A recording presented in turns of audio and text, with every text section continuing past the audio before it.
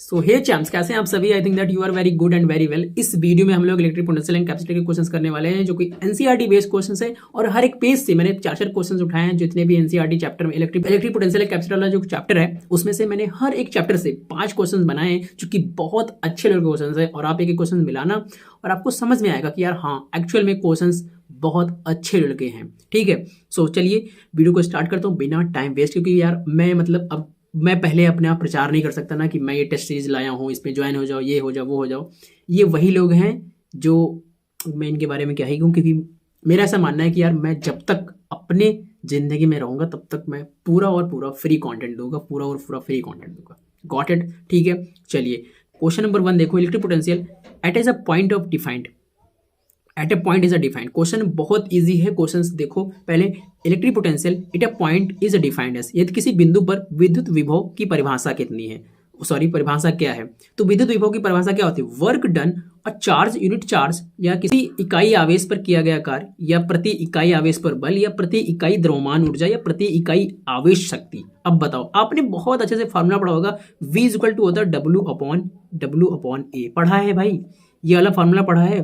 तो ये electric potential की परिभाषा क्या है वो आपको बताना है। तो वो है work done a unit charge, work done a unit charge. A का मतलब क्या हो गया? ए का मतलब क्या हो गया? Work done at a unit charge. समझ गए? इसका राइट आंसर क्या होगा? वो ए हो गया। समझ आया? समझ आया कि नहीं? चलो बताओ। फोर्स पर कभी नहीं होगा, एनर्जी पे भी नहीं होगा, और पावर पे भी नहीं होगा। तो इसका राइट आंसर ए हो गया। अब क्वेश्चन नंबर 2 देखो, हम लोग आगे बढ़ते हैं। एसआई यूनिट बताना है आपको पोटेंशियल की। तो बहुत ईजी क्वेश्चन है, वो ओल्ड होता है, क्योंकि आपको पता है जो इलेक्ट्रिक पोटेंशियल होता है, जो इलेक्ट्रिक पोटेंशियल होता है वो ओल्ड होता है। क्या होता है? ओल्ड होता है। लेकिन अगर 1 वोल्ट की बात करेंगे तो 1 जूल पर कूलॉम होता है, तो इसका राइट आंसर ये हो गया। जूल किसका होता है कमेंट बॉक्स में बताओ, कूलॉम किसका होता है कमेंट बॉक्स में बताओ, न्यूटन किसका होता है कमेंट बॉक्स में आपको बताना चाहिए। और हर एक बच्चे का मैं आंसर देखूंगा, प्लीज कमेंट बॉक्स में ड्रॉप करना। Got it? क्वेश्चन नंबर 3 देखो, जो कि बहुत ईजी है। इलेक्ट्रिक पोटेंशियल इज अ, विद्युत विभव क्या है? एक प्रकार का स्केलर है, वेक्टर है, टेंसर है। देखो यहाँ पे टेंसर आ गया, मैंने पहले ही बताया था एक वीडियो में, जब इलेक्ट्रिक फील्ड वाला जो चैप्टर मैं करा रहा था, तब मैंने उसमें बताया था कि देखो टेंसर बहुत इंपॉर्टेंट है। अगर वो आपने वीडियो नहीं देखी तो प्लीज उसको देख के आना, तभी ये समझ में आएगा। एक प्रकार की स्केलर क्वांटिटी, क्योंकि इसके पास डायरेक्शन नहीं होती। क्या? डायरेक्शन नहीं होता, केवल इसके पास क्या होता है? केवल इसके पास मैग्नीट्यूड होता है। क्या होता है? मैग्नीट्यूड होता है, मैग्नीट्यूड होता है, मैग्नीट्यूड होता है। समझ गए? इसका राइट आंसर है। वेक्टर कौन सी होती है जिनके पास दोनों चीजें होती है? टेंसर कौन सी होती है बताओ, और डायमेंशनल कौन सी होती है आपको कमेंट बॉक्स में बताना है। इसका राइट आंसर ए हो गया। ठीक है, क्वेश्चन नंबर 4 देखो, जो कि बहुत अच्छा क्वेश्चन है। Electric potential due to point charge varies with the distance as, यदि किसी बिंदु आवेश के कारण विद्युत विभव की दूरी r के साथ क्या बदलता है? बहुत इजी क्वेश्चन। देखो अगर हम पॉइंट चार्ज की बात करेंगे, किसकी? पॉइंट चार्ज के लिए, पॉइंट चार्ज के लिए एट अ पॉइंट चार्ज, तो क्या हो गया? V इक्वल टू के क्यू अपॉन आर की बात करेंगे तो इसका राइट आंसर क्या हो गया? 1 अपॉन आर। ये मैंने उस चैप्टर वाले में भी कराया है बहुत अच्छे से, अगर आपको समझ ले। यहाँ पे देखो V बदल गया बस, बाकी तो सब सेम था। वहाँ पे E था, वहाँ पे है ना। क्वेश्चन नंबर 5 देखो, if electric field at a point is zero, electric potential at a point is, यदि किसी बिंदु पर विद्युत क्षेत्र शून्य है तो विभव कितना होगा? 0 होगा, मैक्सिमम होगा, मिनिमम होगा, या नॉट नेसेसरीली 0 हो गया? बताओ इसका राइट आंसर क्या हो गया? तो वो नॉट नेसेसरीली 0 हो गया। क्या? नॉट नेसेसरीली 0 हो गया, क्योंकि आपको यहाँ पे, क्योंकि मैं आपको बता दूं, देखो यहाँ पे जब भी देखो इलेक्ट्रिक फील्ड 0 हो सकता है। क्या? जो इलेक्ट्रिक फील्ड है वो 0 हो सकता है। कितना हो सकता है? 0 हो सकता है। लेकिन इसके लिए क्या होना चाहिए? जो पोटेंशियल होना चाहिए वो कितना होना चाहिए? वो 0 होना चाहिए। अब क्वेश्चन नंबर 6 देखो, जो कि बहुत अच्छा है। Work done a moving charge along it equipotential surface. अब इक्विपोटेंशियल की बात करें कि समविभव पृष्ठ पर आवेश बल ले जाने में किया गया कार्य कितना? अधिकतम, न्यूनतम, शून्य। अब देखो यहाँ पे मैंने हिंदी में भी लिख दिया यार, बहुत सारे बच्चे कह रहे थे ना हिंदी में भैया लाओ, तो देखो हिंदी में कर दिया। चलो बताओ, अब तो बताना चाहिए आपको आंसर। चलो बताओ। अब देखो यहाँ पे इलेक्ट्रिक फील्ड 0 हो सकता है। इसका राइट आंसर क्या होगा? इसका राइट आंसर होगा 0। लेकिन कैसे होगा देखो मैं बताता हूँ। जो इक्विपोटेंशियल होगा, इक्विपोटेंशियल सरफेस पर पोटेंशियल जो होता है, पोटेंशियल डिफरेंस होता है वो 0 होता है। तो इसीलिए वर्क डन क्या होगा? वर्क डन क्या होगा? 0 होगा। फिर से समझा दो। देखो जो इक्विपोटेंशियल सरफेस है, इक्विपोटेंशियल सरफेस पर जो पोटेंशियल डिफरेंस है वो कितना होगा? 0 होगा। इसीलिए वर्क डन कितना होगा? वो 0 होगा। इसीलिए इसका राइट आंसर ई है। समझ गए? क्वेश्चन नंबर 7 देखो, जो कि बहुत अच्छा क्वेश्चन है। Electric field is related to potential by relations, विद्युत क्षेत्र पर विभव का संबंध है किससे है? E equal to minus d V upon r, या E equal to V into r, या E बाई आर, या E स्क्वायर। बताओ, बहुत इजी क्वेश्चन है। देखो यहाँ पे, अब देखो जब भी हम इसकी बात करेंगे, जो इलेक्ट्रिक फील्ड होता है, इलेक्ट्रिक फील्ड पोटेंशियल का नेगेटिव ग्रेडियंट होता है। क्या होता है? नेगेटिव ग्रेडियंट होता है। अब ये नेगेटिव ग्रेडियंट होता है तो इसका राइट आंसर क्या हो गया? ये हो गया। नेगेटिव दिख रहा है तुमको? ये हो गया। इसमें कुछ करना नहीं था। E equal to minus d V upon d r होता है। ये पढ़ा होगा आपने बहुत अच्छे से चैप्टर, जब आपको पढ़ाया गया होगा। पढ़ा है? अगर नहीं पढ़ा है तो प्लीज पढ़ के आओ, तभी समझ में आएगा। कि नहीं, ये आपको समझ में आना चाहिए। ठीक है, क्वेश्चन नंबर 8 देखो, जो कि बहुत इजी है। इक्विपोटेंशियल सरफेस आर ऑलवेज, समविभव पृष्ठ हमेशा होते कैसे? आपको बताना है। Parallel to electric field, perpendicular to electric field, या सर्कुलर, या रैंडम। बताओ इसका राइट आंसर क्या होगा, ये आपको बताना है। तो जब भी हम इसकी बात करेंगे, इक्विपोटेंशियल सरफेस ऑलवेज आर, क्यों? क्योंकि आपको पता है जो समविभव पृष्ठ होते हैं हमेशा कैसे होते हैं? वो होते हैं परपेंडिकुलर टू इलेक्ट्रिक फील्ड। कैसे? आपको बता दो, जो इलेक्ट्रिक फील्ड होता है, इलेक्ट्रिक फील्ड ऑलवेज जो इक्विपोटेंशियल सरफेस होता है, इक्विपोटेंशियल सरफेस, यहाँ पे मैं शॉर्टकट में लिख रहा हूँ, समझ जाना। उसकी क्या होता है? उसके लंबवत होने की परपेंडिकुलर होता है। समझ गए? इसका राइट आंसर बी हो गया। अब क्वेश्चन नंबर 9 देखो, जो कि बहुत अच्छा क्वेश्चन है। आपको बताना है electric potential inside a charge conducting sphere is, आवेशी चालक के गोलों के अंदर विद्युत विभव कितना होता है? 0, कांस्टेंट, मैक्सिमम एट सेंटर, या वेरीज इन जो लाइनरी करता है, लाइनरी करता है, यानी कि रैखिक रूप से बदलता है। बताओ कितना होगा? तो वो होगा कांस्टेंट, क्योंकि आपको पता है जो चार्ज कंडक्टिंग स्फीयर होता है, जो चार्ज कंडक्टिंग स्फीयर होता है, स्फीयर के अंदर पोटेंशियल जो होता है, पोटेंशियल हर जगह कितना होता है? हर जगह सेम होता है। हर जगह सेम होता है। तो इसका राइट आंसर बी हो गया। इसका राइट आंसर बी हो गया। समझ गए कि नहीं? चलो बताओ क्वेश्चन नंबर 10 देखो, जो कि बहुत अच्छा है। Potential at infinity is taken as a zero because, अनंत पर विभव शून्य है इसलिए माना जाता है क्योंकि फील्ड जीरो हो, शून्य मतलब क्षेत्र शून्य हो, या आवेशी नहीं होता, या संदर्भ बिंदु के रूप में होता है, या बल अनंत होता है। क्या होता है आपको बताना है। तो ये होता है संदर्भ बिंदु के रूप में होता है, रेफरेंस पॉइंट में होता है। क्योंकि आपको पता है जो इन्फिनिटी की बात करेंगे, अगर हम इन्फिनिटी की बात करेंगे, इन्फिनिटी की बात करेंगे, तो इन्फिनिटी पर क्या होगा? इन्फिनिटी जो पोटेंशियल होता है वो जीरो होता है। इन्फिनिटी पॉइंट है, उस पर अगर पोटेंशियल जीरो मानेंगे, और उसका मानना सिर्फ और सिर्फ रेफरेंस के लिए होता है या कन्विंस के लिए होता है। समझ गए? इसका राइट आंसर सी हो गया। क्वेश्चन करेंगे जो कि बहुत अच्छे क्वेश्चन है। क्वेश्चन नंबर 11 देखो, एक capacitor is a device used to store. किसके लिए कैपेसिटर जो यंत्र है वो किसके लिए संग्रहित करता है? बताओ किसके लिए संग्रहित करता है? इलेक्ट्रिक चार्ज के लिए, या इलेक्ट्रिक करंट के लिए, मैग्नेटिक फील्ड के लिए, पावर शक्ति के लिए? किसके लिए करता है ये आपको बताना है। बताओ भाई इसका राइट आंसर क्या होगा? कमेंट बॉक्स में जल्दी बताओ। इसका राइट आंसर क्या होगा? वो होगा कैपेसिटर चार्ज जो होता है वो इलेक्ट्रिक चार्ज के लिए, क्योंकि आपको पता है कैपेसिटर चार्ज और एनर्जी स्टोर करता है, इसका राइट आंसर ए हो गया। इसका राइट आंसर ए हो गया। समझ गए? इसका राइट आंसर क्या है? वो ए है। इसका राइट आंसर क्या है? वो ए है। क्वेश्चन नंबर 12 देखो, बहुत अच्छा है। एसआई यूनिट बताना है आपको कैपेसिटेंस की। तो धारिता की एसआई यूनिट कितनी होती है? वो होती है फैरेड, क्योंकि आपको पता है जो उसकी मैं बात करूंगा, जो कैपेसिटेंस होता है, कैपेसिटेंस की जो एसआई यूनिट होता है वो क्या होती है? फैरेड होती है। लेकिन आपको यहाँ पे एक बताना है, एक फैरेड कितना होता है? 96,400 कि 96,500? बताओ 96,400 या 96,500? कमेंट बॉक्स में बताना। ठीक है, मेरे को कोई आइडिया नहीं है, लेकिन आपको बताना पड़ेगा।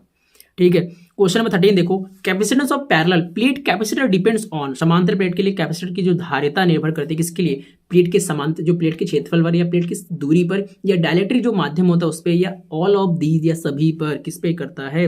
वो सब पर करता है। क्योंकि देखो जो कैपेसिटर की जो पैरेलल प्लेट होती है वो एरिया प्लेट पे भी डिपेंड करेगा। देखो जब भी हम प्लेट बनाते हैं, ऐसे प्लेट बनाते कि नहीं? बताओ कैसे बनाते हैं?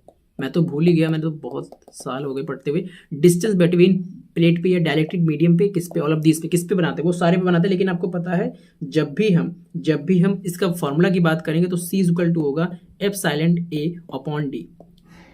ठीक है, ये एप्सिलॉन लिखा है, क्या लिखा है आपको बताना है। ठीक है, इसका राइट आंसर क्या हो गया? वो D हो गया। क्वेश्चन नंबर 14 देखो, capacitance of a capacitor increase. Capacitor की धारिता बढ़ती है तो क्या होता है? तब होता है प्लेट का एरिया इंक्रीज होता है। क्योंकि आपको पता है जब भी एरिया बढ़ेगा तो कैपेसिटेंस क्या होगा? कैपेसिटेंस भी बढ़ेगा। लेकिन डिस्टेंस बढ़ाने पर अगर हम डिस्टेंस को बढ़ाएंगे तो कैपेसिटेंस क्या होता है? कैपेसिटेंस क्या होगा? वो घटता है। समझ गए? इसका राइट आंसर ए है। इसका राइट आंसर ए है। एंड क्वेश्चन नंबर 15 देखो, जो कि बहुत अच्छा है। Dielectric constant is a ratio of. इसका रेशियो आपसे पूछ लिया तो इसका रेशियो ये बनेगा। क्यों? क्योंकि आपको पता है जो डाइलेक्ट्रिक कांस्टेंट होता है, डाइलेक्ट्रिक कांस्टेंट के इक्वल टू आपने पढ़ा होगा के equal to C upon C naught. ठीक है, इसका राइट आंसर ए हो गया। वी अपन वी किसका होता है, ये किसका होता है, ये किसका होता है, आपको सबको आपको कमेंट बॉक्स में बताना है। क्वेश्चन नंबर 16 देखो, जो कि बहुत अच्छा क्वेश्चन है। Energy store in a capacitor is given by, यानी कैपेसिटर की जो संचित ऊर्जा हो दी जाती है, किसके लिए दी जाती है, तो वो दी जाती है 1/2 CV स्क्वायर, क्योंकि आपको पता है जो U इक्वल टू आपने फार्मूला पढ़ा है 1/2 CV स्क्वायर आपने पढ़ा है, किसकी एनर्जी है, ये कैपेसिटर की एनर्जी है, ये कैपेसिटर की एनर्जी है, कैपेसिटर की एनर्जी है। गॉट इट, समझ गए। एंड क्वेश्चन नंबर 17 देखो, जो कि बहुत अच्छा क्वेश्चन है। If distance between plate is a double capacitance become, यदि प्लेटों की दूरी दुगना कर दी जाए तो धारिता कितनी होगी, आपको कैपेसिटर जो कैपेसिटेंस है उसकी बिकम्स कितनी होगी वो आपको बताना है। तो वो हो गई हाफ। कैसे होगी, देखो आपने फार्मूला पढ़ा होगा C इक्वल टू 1/D, तो कितनी हो जाएगी, वो हाफ हो जाएगी, हाफ हो जाएगी, क्योंकि डबल तो कभी नहीं होगी, फॉर्म टाइम्स कभी नहीं होगी, सेम तो कभी भी नहीं हो सकती। समझ गए। इसका राइट आंसर सी था, सॉरी इसका राइट आंसर बी था। क्वेश्चन नंबर 18 देखो, कैपेसिटेंस डज नॉट डिपेंड्स, धारिता किस पे निर्भर नहीं करती, वो कहती है वो चार्ज ऑन प्लेट पर डिपेंड नहीं करती, क्योंकि आपने पढ़ा है जो कैपेसिटेंस है, कैपेसिटेंस की जो ज्योमेट्री होती है, कैपेसिटेंस की ज्योमेट्री और मीडियम डिपेंड करती है, चार्ज पर नहीं करती, चार्ज पर नहीं करती। इसका राइट आंसर क्या है, वो ए है। ज्योमेट्री पर सिर्फ नहीं करेगी, है ना, डाइलेक्ट्रिक कांस्टेंट पे कभी नहीं करेगी, जो प्लेट का सेपरेशन है उस पर नहीं करेगी, क्योंकि उसको चार्ज ऑन प्लेट पे डिपेंड करेगी, क्योंकि जो कैपेसिटर की ज्योमेट्री होगी वो सिर्फ और सिर्फ किस पे मीडियम डिपेंड करेगा, वो मीडियम पे डिपेंड करती है, चार्ज पर नहीं डिपेंड करती। Got it. 19 नंबर क्वेश्चन देखो, जो कि बहुत अच्छा क्वेश्चन है। When dielectric is inserted between plate capacitance, यानी कि जब प्लेटों के बीच की जो डाइलेक्ट्रिक डाला जाता है तो क्या होता है, धारिता में घटती है, बढ़ती है, शून्य हो जाती है, समान रहती है, ये आपको बताना है, ये आपको बताना है। बताओ जल्दी।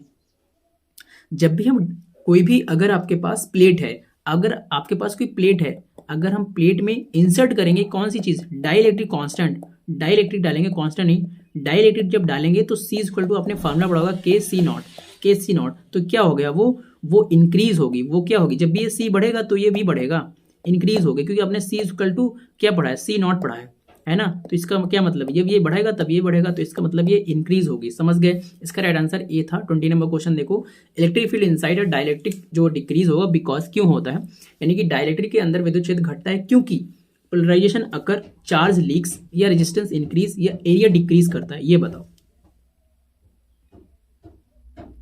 तो इसमें क्या होगा, जब electric field inside dielectric decrease करेगा तो इसका मतलब एक ही है कि वो क्या करेगा, डाइलेक्ट्रिक की बात करेंगे हम, अगर डाइलेक्ट्रिक में पोलराइजेशन की बात करेंगे, पोलराइजेशन की वजह से जो इलेक्ट्रिक फील्ड होता है, इलेक्ट्रिक फील्ड क्या होता है, वो कम हो जाता है, इसका राइट आंसर क्या होगा, वो पोलराइजेशन अकर्स, क्योंकि जो पोलराइजेशन की वजह से क्या होगा, इलेक्ट्रिक फील्ड कितना होगा, वो घट जाता है, वो कम हो जाता है, चार्ज लीक नहीं करेगा, रेजिस्टेंस इंक्रीज भी नहीं करेगा, एरिया डिक्रीज भी नहीं होगा, तो इसका राइट आंसर क्या हो गया, वो ए हो गया। समझ गए।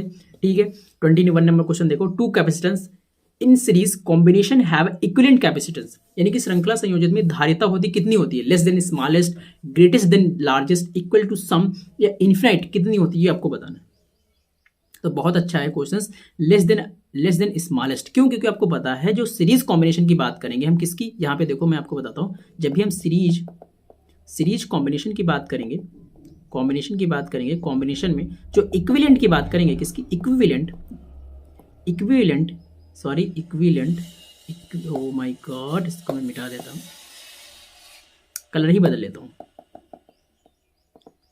इक्विवेलेंट की बात करेंगे, इक्विवेलेंट कैपेसिटेंस जो होता है, इक्विवेलेंट कैपेसिटेंस हमेशा कैसा होता है, हमेशा सबसे छोटी से भी कम होती है।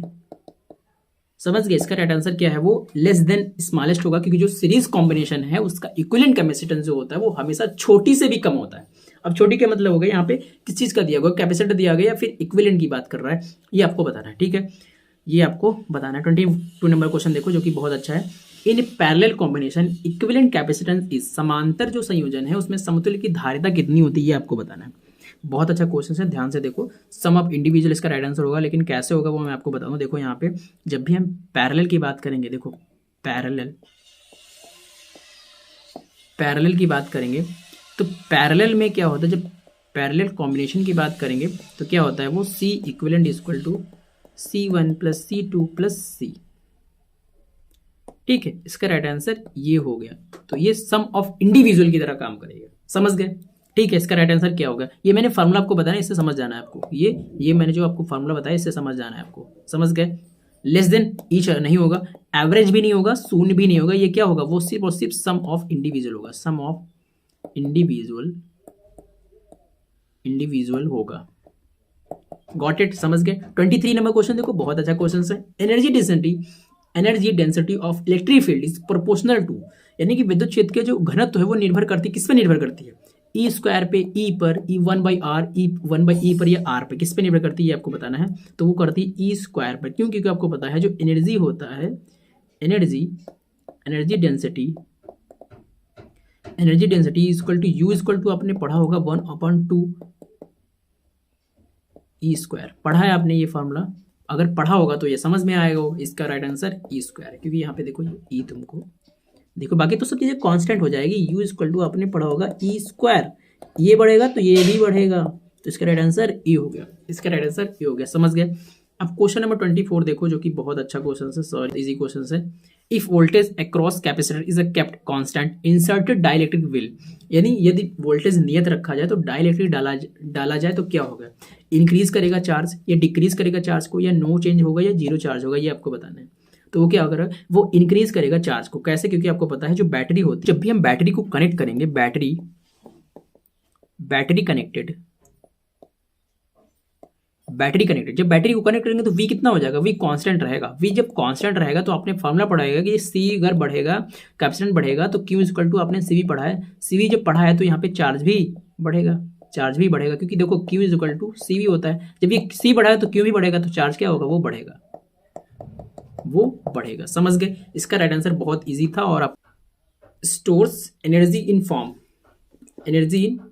फॉर्म, क्या होगा इसका मतलब, बैटरी से जुड़ा कैपेसिटर ऊर्जा संग्रहित करता है। किससे संग्रहित करता है, इलेक्ट्रिक फील्ड से, मैग्नेटिक फील्ड है, या हीट से, या ध्वनि से, किससे करता है वो आपको पता है। तो वो करता है इलेक्ट्रिक फील्ड से, क्योंकि आपको पता है जो कैपेसिटर की एनर्जी होती है, कैपेसिटर एनर्जी होता है जो इलेक्ट्रिक फील्ड में स्टोर होती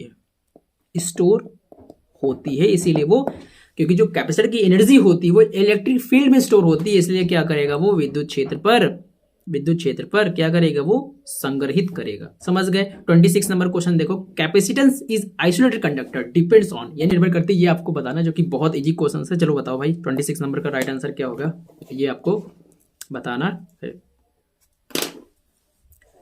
तो जब कैपेसिटेंस इज आइसोलेटेड कंडक्टर की बात करेंगे तो क्या होगा, उसमें क्या होगा, जो अलग थलग जो चालक की धारिता वो निर्भर करेगी। कैसे निर्भर करेगी ये आपको मैं बताता हूँ, जरा ध्यान से देखिए। 6 नंबर राइट आंसर देखो क्या होगा, यानी कि अलग थलग चालक की जो धारिता वो किस पे निर्भर करती है, वो शेप एंड साइज पे निर्भर करती है। क्योंकि आपने पढ़ा जब भी आइसोलेटेड की बात करेंगे, किसकी, आइसोलेटेड कंडक्टर की बात करेंगे, कंडक्टर की कैपेसिटेंस की,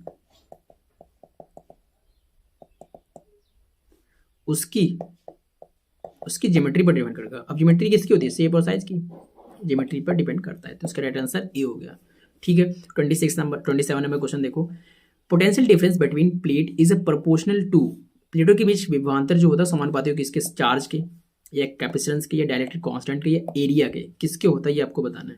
तो वो होता है चार्ज के। क्यों? क्योंकि आपने पढ़ा है कि V equal to Q upon C, ये फॉर्मूला बहुत अच्छे से पढ़ा है। तो यानी कि किस पे डिपेंड करेगा, V इक्वल टू अपॉन सी पे, है ना। तो ये बढ़ेगा, तो ये अगर इसको बढ़ाएंगे तो ये घटेगा, गॉट इट। 28 नंबर क्वेश्चन देखो, if plate are about closer electric field between them, ये प्लेटों के पास लाया जाए तो विद्युत क्षेत्र कितना होगा, इंक्रीज करेगा, डिक्रीज करेगा, बिकम जीरो होगा, या रिमेन सेम रहेगा, ये आपको बताना है, ठीक है। चलो बताओ, तो वो क्या करेगा, वो इंक्रीज करेगा, क्योंकि आपने पढ़ा है जो इलेक्ट्रिक फील्ड होता है, इलेक्ट्रिक फील्ड यानी कि E equal to V upon d, तो इसका राइट आंसर क्या होगा, वो A होगा, ठीक है। 28 नंबर का राइट आंसर ए होगा, समझ गए, डिक्रीज नहीं करेगा, बिकम जीरो नहीं होगा, रिमेन्स भी सेम नहीं होगा। 29 नंबर क्वेश्चन देखो, बहुत इजी क्वेश्चन है। विच quantity remains constant when capacitor is isolated. Capacitor के जो अलग थलग में कौन सी नियत राशि जो होती है वो नियत रहती है, चार्ज, पोटेंशियल या फिर एनर्जी एंड फील्ड। कौन सी राशि जो होती है वो कांस्टेंट रहती है आपको बताना है, तो वो होता है चार्ज। क्योंकि जो आइसोलेटेड की बात करेंगे, जहां पर हम आइसोलेटेड कैपेसिटर की बात करेंगे, कैपेसिटर में क्या होता है, जो चार्ज होता है, चार्ज कितना होता है, वो कांस्टेंट रहता है। ठीक है, इसका राइट आंसर ए हो गया। ठीक है, 30 नंबर क्वेश्चन देखो, जो कि बहुत इजी और लास्ट क्वेश्चन है। If a capacitor is fully charge when, capacitor पूरी तरह से चार्ज होता है जब करंट क्या हो, जीरो हो, वोल्टेज जीरो हो, या एनर्जी जीरो हो, या रेजिस्टेंस जीरो हो। बताओ कब होगा?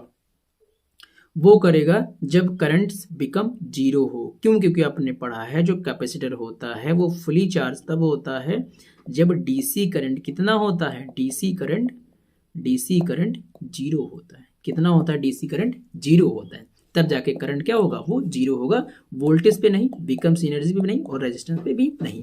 तो ये थे 30 एमसीक्यूज जो आपने किए बहुत अच्छे से, एंड आई होप कि आपने बहुत ढंग से इसको किया होगा। एंड मिलते हैं अपने केमिस्ट्री की क्लास में कल। आना मत भूलना और चैनल को सब्सक्राइब कर लेना, वीडियो को लाइक करना। जितने भी दोस्त हैं उनसे ये कह देना कि यहाँ पे सिर्फ और सिर्फ रिवीजन कराया जाता है, तो इनको भी वीडियो भेज देना। Got it? तो प्लीज जितनी भी मैं वीडियो आपको दे रहा हूँ, इनको आपको रिवीजन के फॉर्म में करना है। यहाँ से बहुत अच्छा रिवीजन होगा। मैं आपको देख रहा हूँ, थ्योरी वाइज आपको मैं बता रहा हूँ, आपकी थ्योरी भी रिवाइज होगी, और आपने अगर चैप्टर पढ़ लिया है तो क्वेश्चन भी बन जाएंगे और आपका रिवीजन भी हो जाएगा। तो मिलते हैं नेक्स्ट वीडियो, तब तक को लेकर बाय। जय हिंद, जय भारत। अपना ध्यान रखें। नमस्कार।